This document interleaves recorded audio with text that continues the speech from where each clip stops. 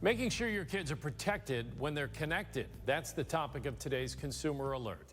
Deanna, kids go back to school next week, and protecting our kids online is likely top of mind for a lot of parents. Oh, absolutely. And early in the newscast, Antonina brought us a story about the dangers of sextortion. Now, making sure our kids are safe online, absolutely crucial.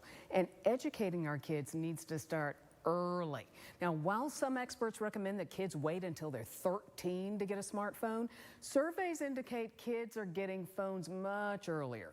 Verizon did a study that found that 46% of kids get their first smartphone by age 9, and a quarter of kids get their first smartphone at age 8.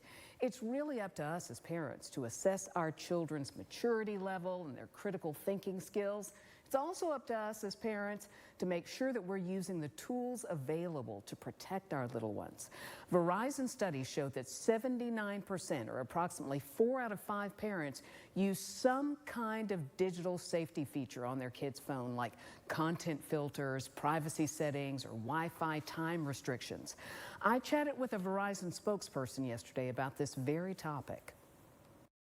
I happen to work for Verizon, so Verizon Smart Family is a good one, but not just because I work there. It's got services that range from turning off web activity during school hours or bedtime or dinner to blocking certain apps or sites that you don't find appropriate for your kids to use. Oh, that's fantastic. And I know for a lot of parents, that's a real concern once they have Yes.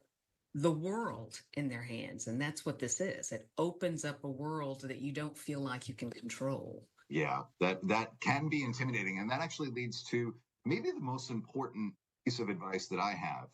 And it's not actually a technical piece of advice. It's actually just more of the human element. And it's important to implore your children and everyone to use critical thinking and maintain good behavior online.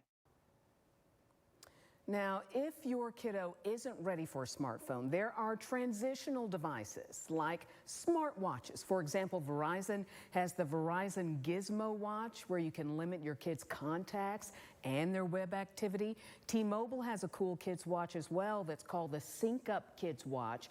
AT&T has the Amigo Junior smartwatch for kids, all of which have these built-in protections. If your child already has a smartphone, Verizon Smart Family will also allow you to limit your child's contact list as well as block explicit content. If you're an AT&T customer, you should use the Family Safety app.